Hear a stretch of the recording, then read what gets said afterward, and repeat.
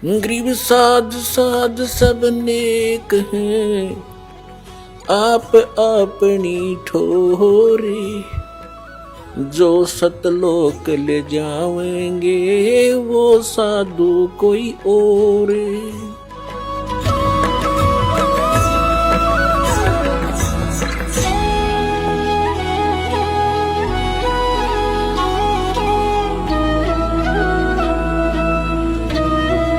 परमात्मा कबीर जी जुलाहे का कार्य करते थे, दानक का कपड़ा बुनते थे, लोगों का सूत आता था, उस सूत को से कपड़ा बनाकर उससे जो मेहनताना प्राप्त होता था उसको ग्रहण करते थे, और उससे भी कोई बच जाता था, घर में भोजन से पैसा बच जाता था, उसको फिर भंडारे पर धर्म पुण्य पर लगा दिया करते थे। परमात्मा के घर में दो उनके पुत्र पुत्री मुंह बोल रहे थे, जो बच्चे मुर्दे जीवित किए थे किसी सर्कमस्टांस में, किसी के जो है हठ योग को सेट करने के लिए, परमात्मा की महिमा को प्रकट करने के लिए। एक बालिका थी 13 वर्ष की, एक शेख तकी नाम के पीर की कब्र में दबा रखी थी। उस पीर ने बहुत ज़्यादा परमात्मा के साथ दुर्व्यवहार शुरू कर दिया था। राजा सिकंदर लोधी कबीर परमेश्वर जी से बहुत प्रभावित हो गए थे, क्योंकि उनको जलन का रोग था, जो कबीर परमेश्वर जी की कृपा से वो स्वस्थ हो गया था, और कोई भी ट्रीटमेंट उसका काम करना बंद कर गया था। वो तो मृत्यु के दिन गिने था। सिकंदर लोधी दिल्ली का बादशाह कबीर परमेश्वर के आशीर्वाद से वो स्वस्थ हो गया था। उसके बाद वो बहुत आदर करता था कबीर परमेश्वर का। इस कारण से वो उनका धार्मिक गुरु शेख तकी कबीर जी से ईर्ष्या करने लगा, उनको नीचा दिखाने के प्रयत्न में रहने लगा, उसकी टाह में रहने लगा कि किस प्रकार इसको नीचा दिखाऊं और राजा का इससे मन हटे, इसकी आस्था कम हो। इस उद्देश्य से उसने कहा था कि मैं कबीर को जब जानूं ये कोई शक्ति युक्त है, मेरी बेटी ने जीवित करके दिखा दे जो कब्र में दबा रखी है। हजारों व्यक्ति इकट्ठे हो गए, दिन रख दिया, तीसरा दिन कब्र फुड़वा दी और कबीर परमेश्वर ने वह बेटी जीवित कर दी। उस लड़की को अपने पूर्व जन्मों की चेतना आ गई कि मैं परमात्मा को छोड़कर बीच में चली गई थी, जिस कारण से मुझे बहुत दुख उठाने पड़े। वो अपने शरीर के पिता को छोड़कर अपने परम पिता के साथ कबीर जी के साथ चली गई कि मैं तुम्हारे साथ नहीं रहूंगी, तेरा मेरा हिसाब हो लिया था शेख तकी, मैं मर चुकी थी, तेरा मेरा संस्कार शेष नहीं है। तो वो लड़की 12-13 वर्ष की थी, वो परमात्मा ने अपनी बेटी की तरह रखी। ऐसे एक लड़का था, उसको अंतिम संस्कार करके जल में प्रवाह कर दिया गया था। उसी शेख तकी ने राजा सिकंदर लोधी के नाक में दम कर दिया कि मुझे कोई ऐसा मुर्दा जीवित करके दिखा दे तो मानू कबीर को, नहीं तो मैं मुसलमानों को भड़का दूंगा, तेरे राज का नाश करवा दूंगा।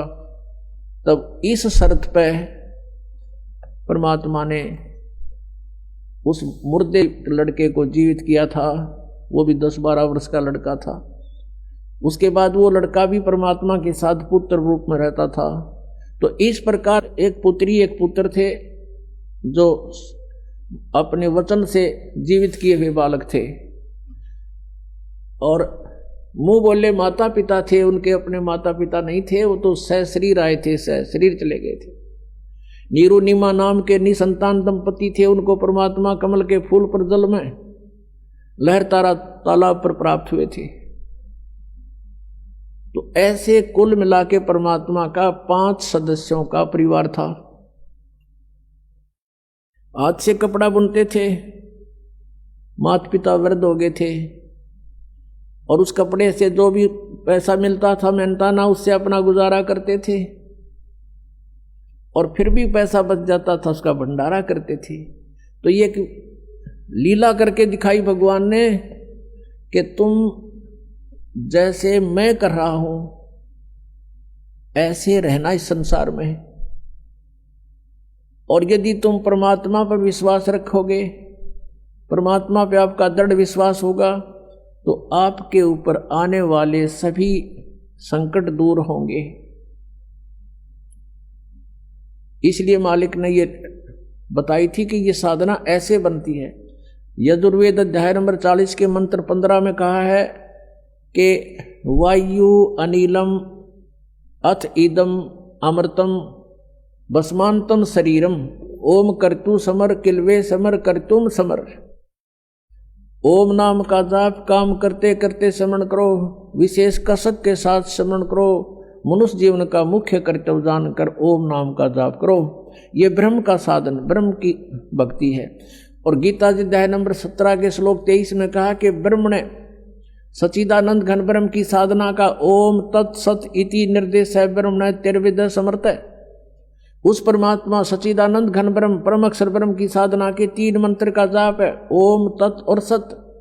ओम तो ब्रह्म का, तत् ये सरपुरुष का सांकेतिक है, वो अलग मंत्र है, और सत ये परम अक्षर ब्रह्म का है, परम अक्षर पुरुष का है। ये मंत्र भी गुप्त है, ये दास दे सकता है। इस पृथ्वी पर किसी को अधिकार नहीं है उस नाम के देने का, ना ही उसको वो परिचित है कोई। और यदि मुझ दास से प्राप्त करके ये मंत्र कोई स्वयंभू संत बनकर किसी को गुमराह करने की चेष्टा करता तो अधिकारी नहीं है, उससे भी आपने बचना है, औरों को भी बचाना है कि ये बिल्कुल झूठ बोल रहा है, नकली पासपोर्ट बना रहा है। और फिर जीवन अंत के समय जब तुम्हारा जीवन अंत होगा तो सतलोक जाने की तैयारी होगी, फिर उस पासपोर्ट की पहचान होगी ऊपर ये अधिकारी था कि नहीं जिसने तुझे नाम दिया, तो जीवन नष्ट हो चुका होगा, फिर कुछ नहीं बात बनेगी।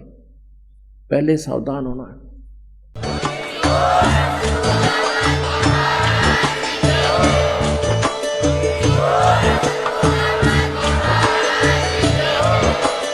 आप सुन रहे थे जगत गुरु तत्वदर्शी संत रामपाल जी महाराज जी के मंगल प्रवचन। अधिक जानकारी के लिए विजिट कीजिए हमारी वेबसाइट www.jagatgururampalji.org। संत रामपाल जी महाराज जी के शुभ आशीर्वाद से पूरे विश्व भर में 500 से भी ज्यादा नाम दीक्षा केंद्र हैं, जिन पर संत रामपाल जी महाराज जी द्वारा ऑनलाइन निशुल्क नाम दीक्षा दी जा रही है। अपने नजदीकी नाम दीक्षा केंद्र का पता करने के लिए संपर्क करें 8222880541।